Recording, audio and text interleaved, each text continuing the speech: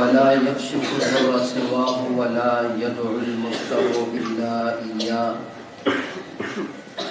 وننزل فقرنا بغناه ونستغفره ومن يغفر الذنوب إلا الله ونحمده إذ ذكرنا إياه من إلهامه ونشهد أن لا إله إلا الله وحده لا شريك له أحاط بكل شيء علما وسع كل شيء رحمة وعلما لا تدركه الأبصار وهو يدرك الأبصار وهو اللطيف الخبير ونشهد أن سيدنا ومولانا محمدا عبده ورسوله خيرته من خلقه وأمينه على وحيه دعا إلى سبيل الله بالحكمة فأحيا الله به الأمة وكشف الله به الغمة صلاة الله وسلامه عليه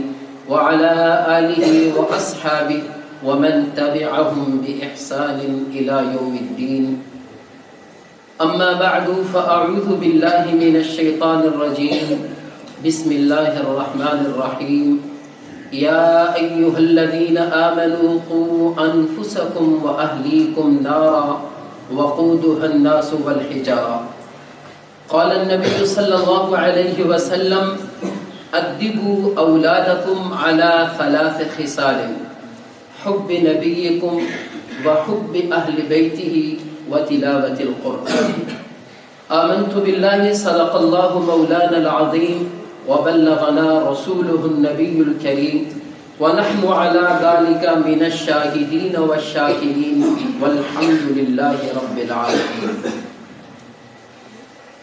معزز سامعین گرامی، انتہائی مختصر وقت میں کچھ ضروری معلومات اپنی خوش قسمتی اور سعادت سمجھتے ہوئے عرض کرنی ہے. گفتگو کا آغاز کرنے سے پہلے میں سب سے پہلے اپنے بھائی اپنے عزیز مولانا مزمل صاحب کا مشکور ہوں کہ جنہوں نے ایک عبارت میں بڑے عزم کو لے کر کام شروع کیا اور ان کے بڑے عزائم ہیں اور عزائم میں بڑی بلندیاں ہیں اور بڑی مضبوطیاں ہیں. اللہ تبارک و تعالی جیسے ان کے عزائم اور خواب ہیں ان کو اسی طریقہ سے پورا فرمائے. آج انہوں نے یہ پروگرام منعقد کیا ہے طلباء کرام کی تعلیمی اور تربیتی نظام کو مستحکم، منظم اور مزید اس کو آگے بڑھانے کے لیے. تو اس پر ہم ان کا پھر سے شکریہ ادا کرتے ہیں کہ جنہوں نے آپ کو، مجھے، اپنے اساتذہ کرام کو دعوت دی اور دعوت دے کر ایک ماحول بنا کر ہم سب کو یہاں پر بٹھایا ہے. اللہ کریم سے دعا ہے کہ ان کے جو بھی پاک اور اچھے عزائم ہیں اللہ تعالیٰ ان کو پایہ تقبیل تک پہنچائے. ہماری گفتگو یہ ہے کہ ہمارے بچے تعلیمی اور تربیتی لحاظ سے کیسے اس طرح بن جائیں کہ جس طرح ہم ان سے توقعات رکھتے ہیں، بلکہ ہمارے بچے تعلیمی اور تربیتی لحاظ سے وہ کیا انداز اختیار کیا جائے کہ ہماری توقعات اور ہماری امیدوں سے بھی بڑھ کر ہمارے سامنے تعلیم یافتہ اور تربیت یافتہ ہو کر ہمارے سامنے آئیں. اس کے لیے کیا طریقہ ہے ہم سب نے تھوڑی دیر کے لیے سوچنا ہے اور میں نے تھوڑا سا سبق جو ہم نے اکابر کی کتابوں میں پڑھا ہے وہ آپ کے سامنے دہرانا ہے. سب سے پہلی بات تو یہ ہے کہ ہم یہ سمجھیں کہ بچوں کی تربیت کرنا یہ کوئی نفلی عبادت نہیں ہے، بلکہ بچوں کی صحیح تربیت کرنا، ان کو صحیح تعلیم سے آراستہ اور پیراستہ کرنا اس طرح فرض ہے جس طرح ہم سب پر نماز اور روزہ فرض ہے. اللہ کریم نے فرمایا یا ایھا الذین آمنوا قوا انفسکم واہلیکم نارا. قوا انفسکم واہلیکم نارا، جس طریقے سے اللہ تبارک و تعالیٰ نے اقیموا الصلاۃ فرما کر نماز کو فرض فرمایا، آتوا الزکاۃ فرما کر زکوٰۃ کی فرضیت کا حکم دیا ہے، اسی رب نے قوا انفسکم واہلیکم فرما کر اس بات کی طرف واضح طور پر ہمیں متوجہ کیا ہے کہ بچوں کو صحیح تعلیم اور تربیت سے آراستہ کرنا یہ ہمارے لیے نماز اور روزے کی طرف فرض ہے۔ حضور انور علیہ السلام نے فرمایا اپنی اولاد کو 3 چیزیں سکھاؤ۔ نمبر 1 قرآن کی تلاوت کرنا سکھاؤ۔ نمبر 2 آل بیت کرام سے محبت کرنا سکھاؤ۔ ادبوا اولادکم علی 3 خصال حب نبیکم وحب اہل بیتہ وتلاوت القرآن۔ ان کو اللہ کے نبی سے محبت کرنا سکھاؤ، آل بیت کرام سے محبت کرنا سکھاؤ، قرآن کریم کی تلاوت سکھاؤ۔ سیدنا فاروق عالم کے دربار میں ایک بوڑھا آدمی اپنے بچے کی اولاد کی شکایت لے کر حاضر ہوا تو حضرت نے فرمایا اس کو میرے دربار سے باہر نکال دو۔ پوچھنے والوں نے کہا کہ حضرت یہ بڑا مظلوم ہے، یہ اپنی اولاد کا ستایا ہوا ہے، اس کی بات بھی اب سننے کے لیے تیار نہیں۔ کہا اس نے اپنی اولاد کی تربیت نہیں کی۔ ایک چور پکڑا گیا، اس کا جب ہاتھ کاٹا جانے لگا تو اس نے کہا میرا ہاتھ کاٹنے سے پہلے میری ماں کا ہاتھ کاٹو، کیونکہ میری ماں نے صحیح تربیت نہ کی اور ان غلط کاریوں پر میری حوصلہ افزائی کی۔ آج یہ نوبت آئی کہ آج میرا ہاتھ کاٹا جا رہا ہے۔ ہم یہ سمجھیں کہ ہماری ذمہ داری ہے کہ ہم اپنی اولاد کی صحیح تربیت کریں۔ کچھ لوگ بیٹھے ہوئے تھے تو ایک عنوان چل پڑا کہ سب سے پیاری مصروفیت کیا ہے۔ کسی نے کیا کہا، کسی نے کہا کہ ایک دانا بیٹھا ہوا تھا تو اس دانا نے یہ کہا کہ خیر الاشغال تہذیب الاطفال، کہ سب سے بہترین اور پیاری مصروفیت کہ جس سے بڑھ کر کوئی مشغلہ نہیں ہو سکتا وہ یہ ہے کہ اسلامی طرز کے مطابق اپنے بچوں کی صحیح تربیت کرنا، یہ سب سے پیارا مشغلہ۔ خیر الاشغال تہذیب الاطفال، سب سے پیاری وہ مصروفیت۔ آج میری مصروفیت کیا ہے؟ دکانداری۔ آج میری مصروفیت کیا ہے؟ فیکٹری چلانا۔ آج میری مصروفیت کیا ہے؟ کاروبار کرنا۔ میری مصروفیت کیا ہے؟ سیم و زر میں، سونا چاندی میں کھیلنا۔ میری مصروفیت کیا ہے؟ جائیدادیں سمیٹنا نہیں۔ خیر الاشغال تہذیب الاطفال، سب سے بہترین مشغلہ اور مصروفیت کیا ہے؟ اپنی اولاد کی صحیح تربیت کرنا۔ آپ اندازہ لگائیے نبیوں تک کو اپنی اولاد کی تربیت کی اور ان کے دین کو سنوارنے کی کتنی فکر ہوتی تھی۔ جس وقت عرصہ دراز گزرنے کے بعد حضرت یوسف کی حضرت یعقوب علیہ السلام سے ملاقات ہوئی تو حضرت یوسف کے جو والد حضرت یعقوب تھے، آپ کو پتہ ہے کہ جدائی میں ان کی بینائی چلی گئی تھی، پھر اللہ تعالیٰ نے واپس کر دی تھی۔ تو جس وقت حضرت یعقوب کی اپنے بیٹے کے ساتھ عرصہ دراز کے بعد ملاقات ہوئی تو حضرت یوسف نے اپنے والد گرامی سے پوچھا کہ ابا جان آپ کو پتہ نہیں تھا ان القیامت تجمعنا، کہ قیامت ہم سب کو جمع کر دے گی، قیامت کا دن آئے گا، میری آپ سے ملاقات ہو جائے گی۔ پھر آپ نے میری جدائی میں اتنے آنسو بہائے، اتنا دکھ کاٹا، اتنے غم کاٹے کہ آپ غم کی وجہ سے اپنی بینائی سے، اپنی آنکھوں کی بصارت سے معروم ہو گئے۔ آپ کو کیا اس بات کا یقین نہیں تھا کہ قیامت آئے گی، ہم ملاقات کر لیں گا؟ کہا میرے بیٹے مجھے یقین تھا، لیکن ایک غم تھا جس کی وجہ سے میں نے اتنی پریشانی اور اتنے دکھ برداشت کیے۔ ابا جان کو کیا غم تھا وہ سنیے۔ باپ بھی نبی ہے، جو جس سے بات کی جا رہی ہے وہ بھی وقت کا پیغمبر ہے۔ نبیوں کو اپنی اولاد کی کتنی فکر ہے۔ وہ حضرت یعقوب یہ فرمانے لگے بیٹے مجھے پتہ ہے قیامت ہمیں جمع کر دے گی، لیکن میرے بیٹے جب تو مجھ سے جدا ہوا تو تیری عمر بہت کم تھی، مجھے یہ اندیشہ ہوا کہ تم کچھ بے دین لوگوں کے ہتھے چڑھ کر اپنے دینی اور اسی طریقے سے جو اصولی اور آپ کا جو عقیدہ نظریہ ہے آپ کے آباء و اجداد کا، کہیں آپ کا عقیدہ نظریہ تبدیل نہ ہو جائے، آپ کا دین کوئی آپ سے چھین کر نہ لے جائے۔ اس غم کی وجہ سے بیٹا میں اتنا رویا کہ میں اپنی بینائی تک سے معروم ہو گیا تھا۔ ایک نبی کو اپنی اولاد کی اتنی فکر، اس سے ہم اندازہ لگائیں کہ ہم سب کے لیے کتنا بڑا لمحہ فکریہ ہے اپنی اولاد کے بارے میں۔ تو اس لیے ہم نے سوچنا ہے، دیکھیں ایک ہے تربیت کرنا اور ایک ہے پرورش کرنا۔ تربیت کرنا الگ چیز ہے اور پرورش کرنا الگ چیز ہے۔ پرورش کرنا کیا ہے؟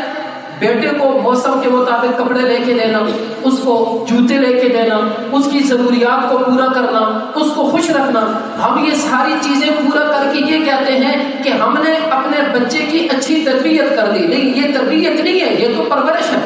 پرورش تو ہر ایک آدمی کرتا ہے، پڑھا لکھا بھی کرتا ہے، بے پڑھا بھی کرتا ہے، جاہل بھی کرتا ہے، عالم بھی کرتا ہے. یہ تو ہم اپنی اولاد کی پرورش کر رہے ہیں. تربیت کس کو کہتے ہیں؟ تربیت کس کو کہتے ہیں؟ تربیت کیا ہم اپنے بچوں کی کر رہے ہیں یا نہیں کر رہے؟ کیا ہم اپنے بچوں کی تربیت کرنے کے لیے، اچھی تربیت کرنے کے لیے، تربیت یافتہ بنانے کے لیے ان کے لیے ٹائم بھی نکال رہے ہیں یا نہیں نکال رہے؟ کیا ہم یہ تو نہیں سمجھ بیٹھے کہ جی یہ ہم نے ادارے کے حوالے بچے کر دیے، اب تعلیم دینا بھی ادارے کی ذمہ داری، تربیت دینا بھی اسی ادارے کی ذمہ داری؟ یہ اس زمانے کی بہت بڑی غلط فہمی ہے کہ ہم کسی سکول میں، کسی یونیورسٹی، کالج میں یا کسی دینی ادارے میں اپنا بچہ داخل کرانے کے بعد اپنی ساری ذمہ داریوں کو بھول جاتے ہیں، اور ہم یہ سمجھتے ہیں کہ ہمارے ذمہ صرف اتنا ہے کہ بچے کو پیسے دے دیے جائے، بچے کو موسم کے مطابق جوتا کپڑا لے کے دے دیا جائے. ہم یہ سمجھتے ہیں کہ ہم نے بچے کا حق ادا کر دیا. نہیں، یہ ہماری بہت بڑی غلط فہمی ہے کہ استاد جی اب یہ بچہ آپ کے حوالے، اب آپ جانیں اور یہ بچہ جانے، اب آپ اور اللہ کے حوالے ہم نے بچہ کر دیا. ہم اپنی ذمہ داریوں کو بھول جاتے ہیں. ایسے بچہ، اچھا بچہ ہرگز تیار نہیں ہو سکتا. اچھا بچہ بنانے میں جس کی تربیت بھی اچھی ہو، جس کی تعلیم بھی اچھی ہو، اس کے لیے ہم سب مل کر محنت کریں گے. ہم ایک درخت لگاتے ہیں، ہم یہ چاہتے ہیں کہ یہ درخت پھلدار بھی ہو، یہ درخت خوشبودار بھی ہو، یہ درخت پھولدار بھی ہو. اب کیا ہے، کیا صرف ایک چیز کی محنت سے یہ درخت ہماری امیدوں کو پورا کر سکتا ہے؟ ہرگز نہیں کر سکتا. زمین کی مٹی اپنا کام کرتی ہے، پانی اپنی خدمت کرتا ہے، ہوائیں اپنی ڈیوٹی پوری کر رہی ہیں، اور دن کے وقت میں جو سورج طلوع ہوتا ہے، سورج روشنی کے ذریعے اپنا کام کر رہا ہے، رات کے وقت میں چاند اور ستارے آئیں گے، وہ اپنا کام کریں گے.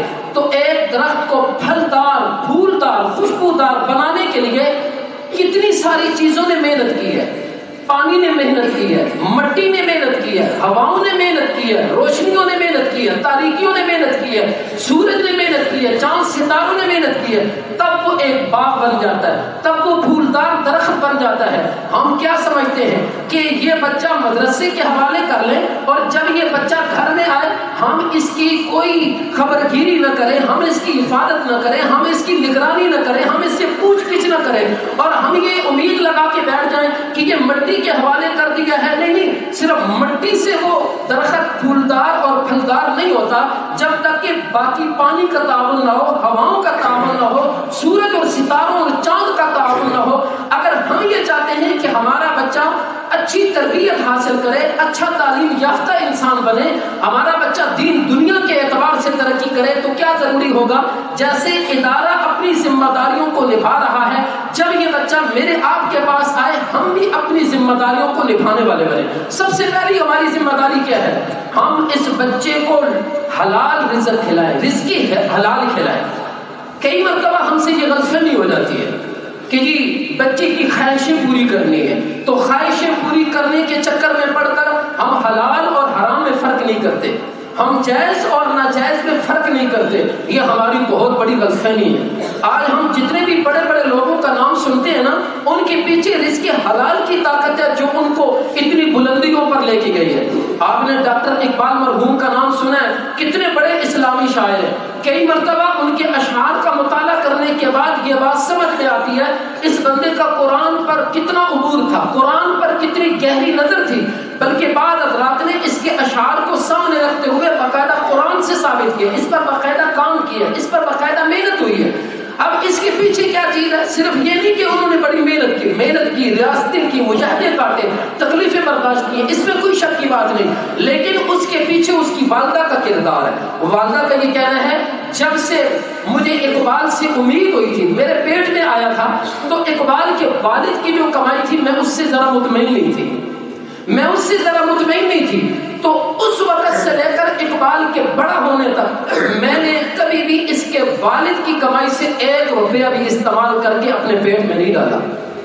میں لوگوں کے گھروں میں چلی جاتی تھی، لوگوں کے گھروں میں جا کر جھاڑو دیتی تھی، میں ان کے گھروں میں جا کر برتن دھوتی تھی، جو مزدوریاں کر کر رزق حلال کما کر میں نے اپنے بیٹے کی تربیت کی ہے اور میں نے اپنے بیٹے کو پالا ہے۔ جب رزق حلال کا پیچھے، تو آپ دیکھیے اقبال کو اللہ نے کتنی بڑی ترقیوں سے نوازا ہے۔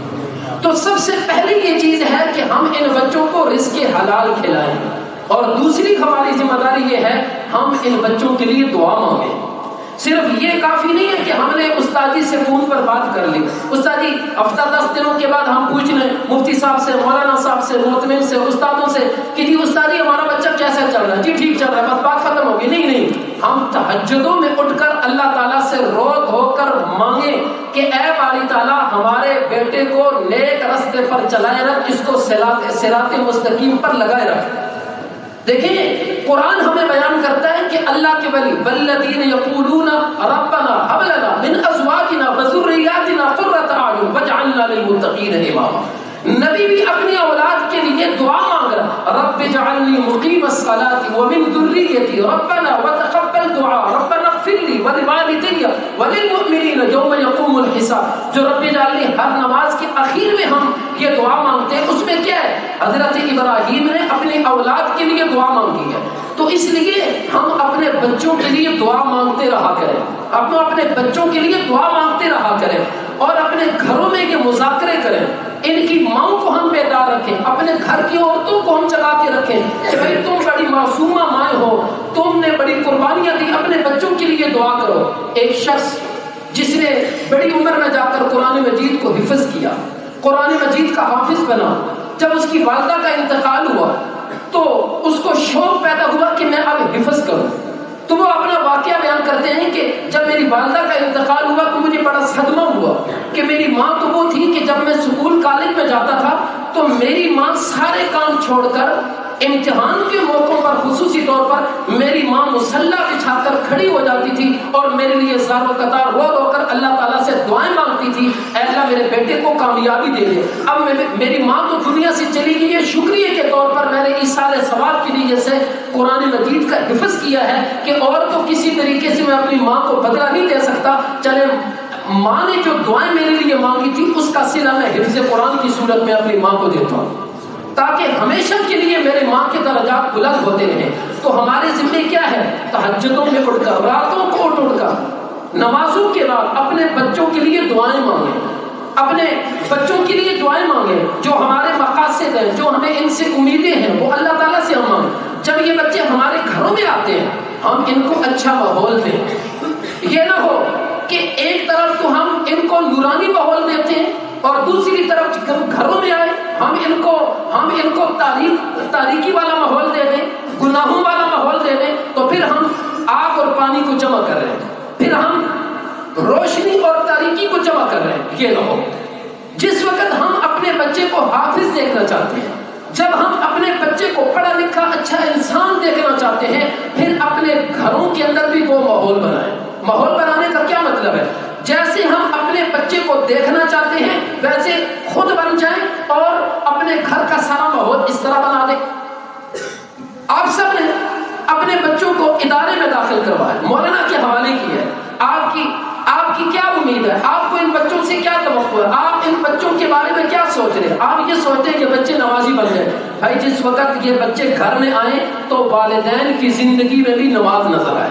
کہیں ایسا نہ ہو بچہ گھر میں جائے، گھر میں نماز کا اہتمام نہ ہو تو یہ بچہ یہ کہے گا کہ شاید یہ نماز نہ پڑھنا اچھی بات ہے، چلو میں بھی نہیں پڑھتا، اب نماز کی عظمت دل سے نکل جائے گی۔ ہم یہ چاہتے ہیں کہ ہمارا بچہ قرآن والا بنے، قرآن سے محبت کرنے والا بنے۔ جب یہ بچہ گھر میں آئے تو ہم بھی بچوں کے سامنے قرآن مقدس کی تلاوت کرنا شروع کر دیں۔ ہم یہ چاہتے ہیں کہ ہمارا بچہ تہجد میں اٹھنے والا، اللہ سے رونے دھونے والا بنے، ہم بچے کے سامنے یہ کام کر کے دکھائیں۔ تو ہم جیسے اپنے بچے کو بنانا چاہتے ہیں، جیسے ہم اپنے بچے کو دیکھنا چاہتے ہیں، قرآن نے اشارہ کیا ہے ویسے تم اپنی زندگی کو تبدیل کر دو، خود بخود تمہارے بچے اسی طرح ہوتے چلے جائیں گے، اسی طرح ہوتے چلے جائیں گے۔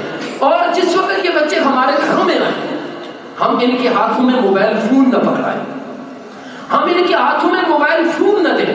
کبھی ایسے ہوتا ہے ہفتے کے بعد بچہ آ رہا ہے، 24 گھنٹے کے بعد بچہ آ رہا ہے، صبح کا کیا ہوا تھا ابھی آیا ہے، بچے کی خواہش ہے چلے ہم اس کے ہاتھ میں موبائل دے دیتے ہیں تاکہ یہ پڑھائی اچھے طریقے سے کرے.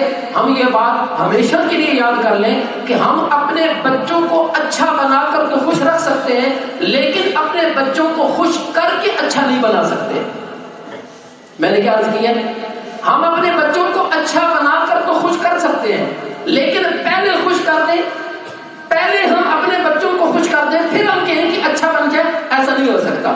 ہم اپنے بچوں کے ہاتھ میں موبائل فون پکڑا رہے ہیں، ہم اپنے بچوں کو موقع دے رہے ہیں کہ وہ نیٹ کا استعمال کر لیں، ہم اپنے بچوں کو موقع دے رہے ہیں کہ وہ کالیں کر لیں، ہم اپنے بچوں کو موقع دے رہے ہیں کہ وہ واٹس ایپ کا استعمال کریں، فیس بک کا استعمال کریں. یہ ساری گندگیاں ایک دفعہ جب ہم اپنے بچوں کی جھولی میں ڈال دیں گے پھر ہم یہ سوچیں کہ ہم خوش کر کے ان کو نیکی کے راستے پر لگا دیں گے، یہ ہماری غلط فہمی اور خام خیالی ہے. ایسا نہیں ہو سکتا. اپنے بچوں کے ہاتھوں میں موبائل پکڑانا اور اس طرح کی گندی چیزیں پکڑا دینا جس کی وجہ سے بچوں کی روحانیت پر اثر پڑے، گویا کہ ہم نے درندوں کے جنگلات میں اپنے بچوں کو چھوڑ دیا ہے. ہم یہ نہیں چاہتے. تو وہ تھے جنہوں نے اللہ کے نبی کے پیچھے نمازیں پڑھی، نبی علیہ السلام کی والضالین پر آمین کہی ہے، نبی علیہ السلام کے دیدار کیے ہیں. تو اب آپ صحابی کیسے بن سکتے ہیں اور آپ کو یہ شوق کیوں پیدا ہوا؟ کہا گھر میں میری والدہ جو ہے نا وہ صحابی کی بہت زیادہ فضیلت بیان کرتی ہے، وہ صحابہ کا بہت زیادہ مقام بیان کرتی ہے. اس سے میرے دل میں یہ شوق پیدا ہوا کہ صحابی بھی کوئی مرتبہ ہوتا ہے جس کو میں حاصل کر سکتا ہوں، اس لیے میرے دل میں یہ خواہش پیدا ہوئی کہ میں صحابی رسول بنوں. تو جس وقت ہم بچوں کو ٹائم دیں گے تب یہ کارگزاریاں سامنے آئیں گی. ہم اپنے بچوں کو ٹائم دیں، اپنے بچوں کو یہ بات برابر کرائیں کہ ہمیں آپ سے محبت ہے. اپنے بچوں کو یہ بات برابر کرائیں کہ بھائی ہمیں آپ سے محبت ہے، ہم آپ سے پیار کرتے ہیں. موبائل فون تو بند کر دیں، بچے کو ٹائم دیں، آدھا گھنٹہ پونا گھنٹہ. ہم بچے سے پوچھیں بیٹا آپ کا وقت کیسا گزرا ہے، آج مدرسے میں آپ نے کیا سنایا، سبق سنایا، سب کی سنائیے، منتر سنائیے. جو اچھی کارگزاری ہے اس پر حوصلہ افزائی، اور جہاں بچہ بتائے کہ مجھ سے کمزوری ہو گئی ہے اس کو حل بتائیں. بیٹا اللہ سے دعا مانگے، بیٹا آپ اور زیادہ محنت کریں، بیٹا آپ اور زیادہ ہمت سے کام لیں، آپ اور زیادہ جرأت اور بہادری سے کام لیں. اس طریقے سے ہم اپنے بچوں کو ٹائم دیں اور بچوں کو تقریر سنانے کے بجائے ہم ان کی تقریر زیادہ سنیں.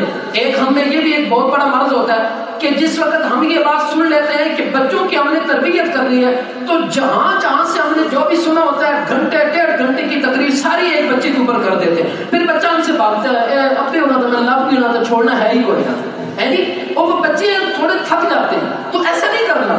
ٹھیک ہے کچھ ہم نے ان کی رہنمائی کرنی ہے، کچھ ہم نے ان کو سنانا ہے، لیکن زیادہ ہم نے ان سے باتیں نکلوانی ہے، زیادہ ہم نے ان سے سننا ہے. جس وقت ہم ان سے زیادہ سنیں گے تو بچے اپنی کارکردگی اچھے طریقے سے پیش کریں گے. دیکھیں اللہ تعالیٰ نے بولنے کے لیے زبانیں کتنی دی ہیں؟ ایک. اور کان کتنے دیے ہیں؟ دو. اس میں کیا اشارہ ہے کہ دو کان دیے ہیں تو زیادہ سننے کی کوشش کرنی ہے.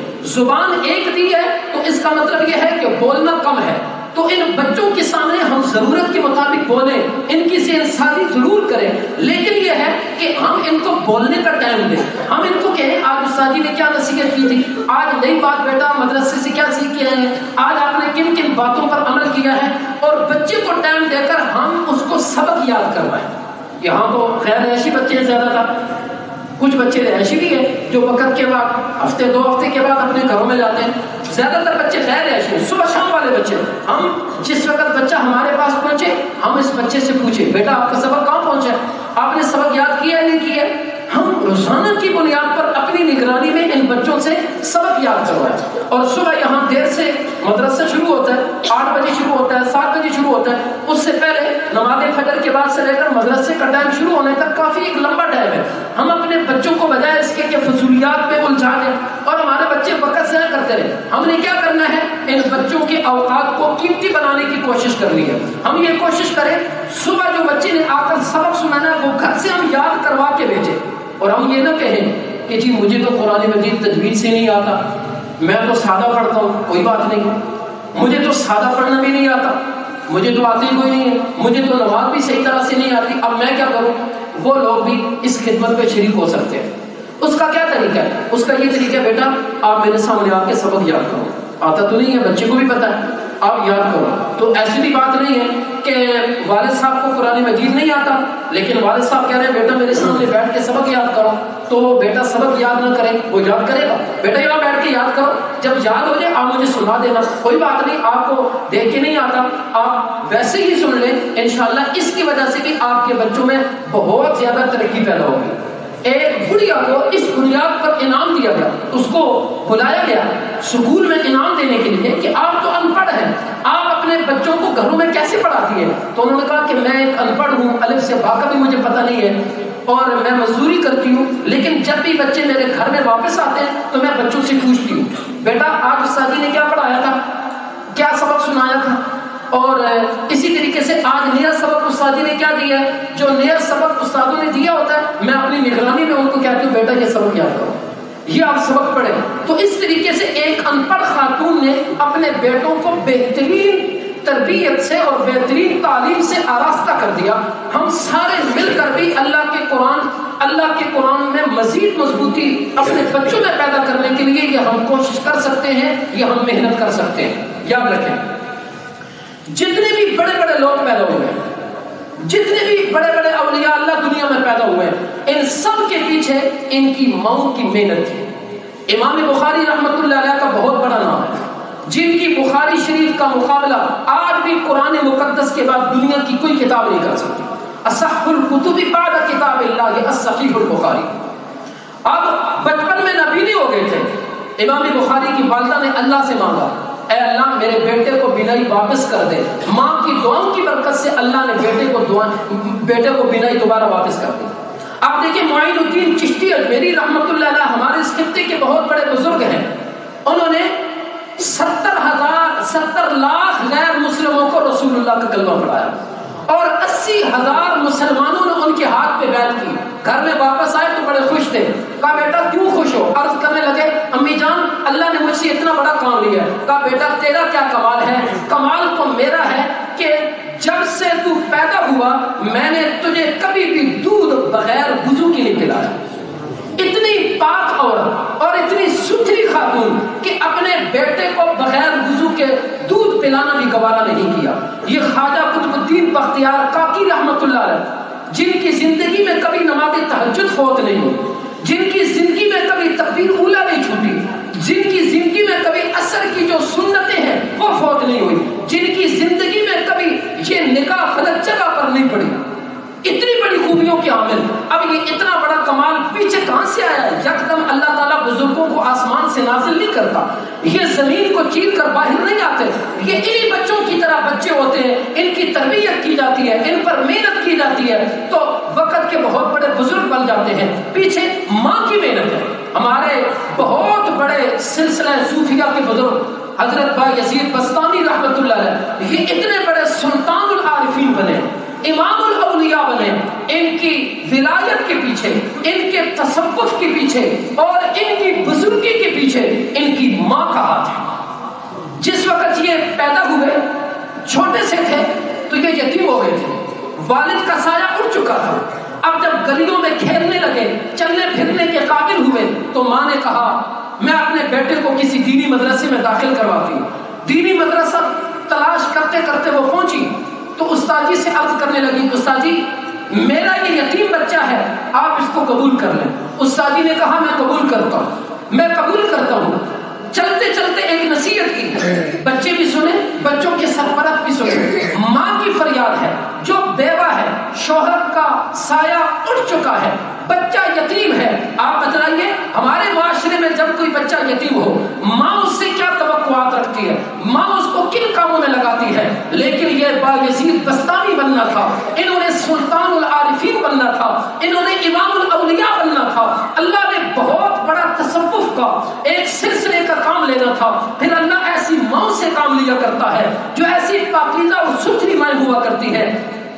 استاد جی میرے بیٹے نے کبھی پردیس نہیں کاٹا، میرا بیٹا کبھی گھر سے جدا نہیں ہوا، تھوڑا سا وقت گزرے گا یہ بچہ اس کو میری یاد ستائے گی، لیکن استاد جی آپ نے میرے بیٹے کو چھٹی نہیں دے دی.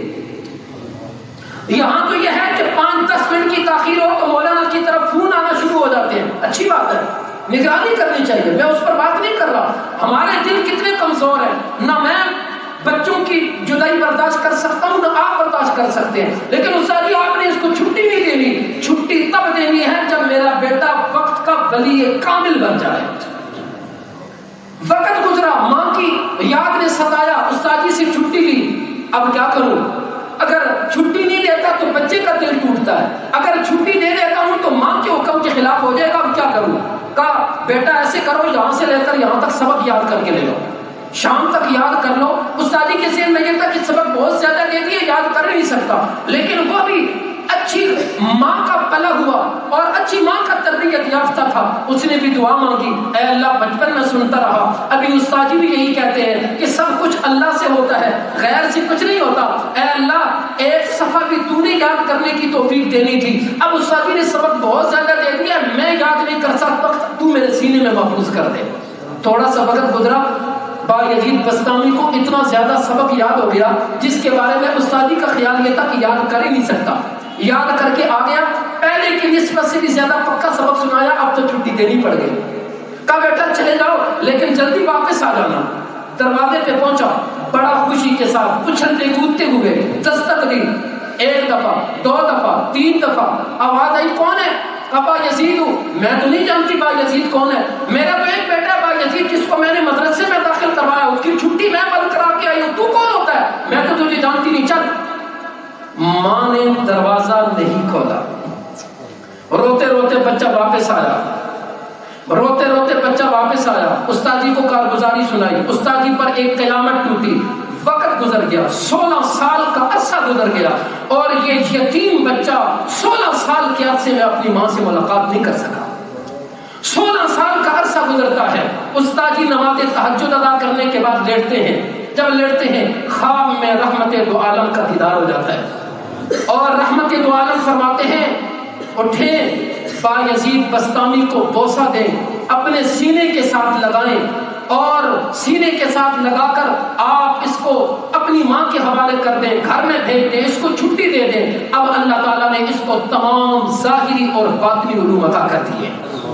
استاد جی مسجد میں پہنچے، بایزید بسطامی اس وقت بھی نماز تہجد میں مصروف ہے، اللہ سے دعائیں مانگ رہا ہے۔ نماز تہجد سے فارغ ہوئے، استاد جی نے بچے کو سینے سے لگایا، اپنی دستار بایزید بسطامی کے سر پہ رکھی اور ان کے پیشانی کو چوما اور کہا بیٹا رحمت دو عالم کا دیدار ہوا ہے اور آپ کے لیے یہ خوشخبری ہے کہ ظاہری باطنی علوم آپ کے مکمل ہو چکے، آپ جاؤ اور دنیا میں بھلائی پھیلاؤ۔ اب یہ بچہ آیا، اپنے گھر میں پہنچا، ایک ہی دفعہ دستک دیتا ہے اور ماں نے کنڈی کھول دی اور جس وقت بیٹا اپنے گھر میں پہنچا، بایزید بسطامی گھر میں داخل ہوئے تو والدہ نے کہا بیٹا میں آپ کی خدمت کرتی ہوں لیکن 2 نفل شکرانے کی پڑھ لوں ذرا۔ دعا مانگ رہی ہے، یا اللہ میری زندگی کا مقصد پورا ہو چکا ہے، میں بس اپنے بیٹے کو ولی کامل دیکھنا چاہتی تھی، اب جس وقت چاہے ایمان کی حالت میں مجھے اپنے پاس بلا ہے۔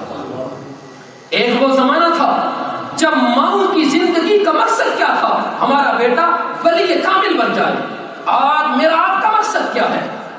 میں آپ مدرسے میں بچوں کو پڑھا رہے ہیں، ہمارے مقاصد کیا ہوتے ہیں؟ ہماری نیتیں کیا ہوتی ہیں؟ ہمارے دلوں میں چھپے ہوئے عزائم کیا ہوتے ہیں؟